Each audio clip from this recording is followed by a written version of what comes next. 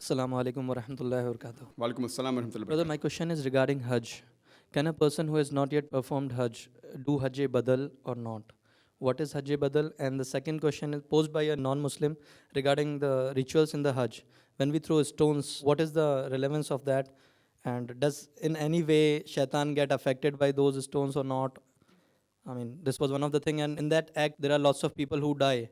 I mean, what is the answer to that, as well as the first part But of the that was a question? question that a person who has not performed Hajj, and since Hajj is fard, can he do Hajj-e-Badal? First question. The second question is that when we stone the Jamaraat, does the devil get hurt and don't people get killed? So what's the reason? As far as the first question is concerned, that can a person who has not done Hajj do Hajj-e-Badal? No, he cannot do. Hajj-e-Badal means doing Hajj on behalf of somebody else. Maybe the person is alive, he may be sick, he physically cannot perform all the rituals of Hajj. So surely he can say that here I'm giving you money. Just because I'm physically not fit, I'm asking somebody else to go. As far as the second part of the question is concerned, that when we stone the Jamaraat, does the devil get hurt? See, here we have to realize that when we stone the Jamaraat, it is not that physically we are causing a damage to the Satan. It is symbolic. That means we are against the devil. That is there, and we know that the devil always strives to take us on the wrong path.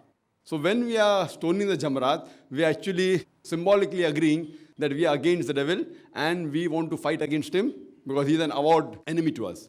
As far as the last part is concerned, that while stoning the Jamaraat, many people die, etc. That's the reason the government is making facilities. The government is giving more facilities where people can stone and yet there may not be a stampede, etc. But if you analyze, brother, previously when people used to go for Hajj, maybe 50 years back, 100 years back, 200 years back, more people used to die as compared to today. Today, about 2.5 million perform Hajj every year, on average.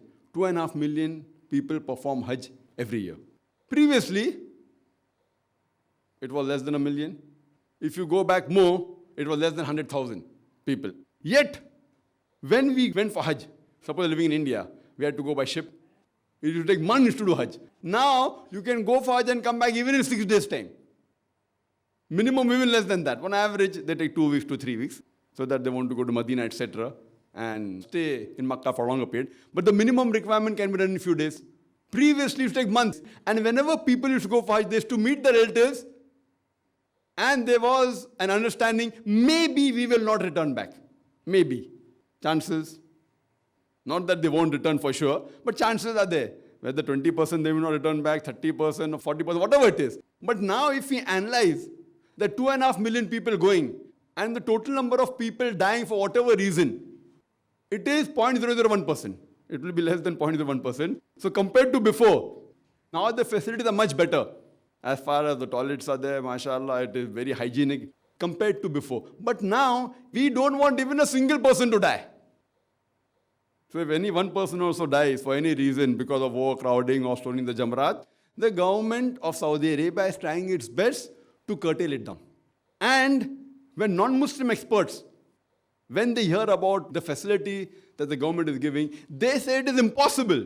Logically and scientifically, it's impossible that 2.5 million people are gathering together in Arafat, Mina, and performing the rituals without hundreds of thousands of people dying. They say it's impossible. Yet, alhamdulillah, we see that every year the Hajj is being performed. There have been occasions where there was some fire took place and few hundred people expired. There was a tunnel that caved in. But yet, if we see the percentage, it is very negligible. So even in Jamaraat, now the government has made a flyover and have extended the Jamaraat so that you can stone from the ground floor as well as first level. Now a second level has come and more will keep on coming. So they're trying the level best and see to it that people come and do what is required in the religion without being hurt. And when people go for Hajj, there they see millions of people gathered together, people dressed up in 2 pieces of unsewn cloth, preferably white. There we see the real brotherhood.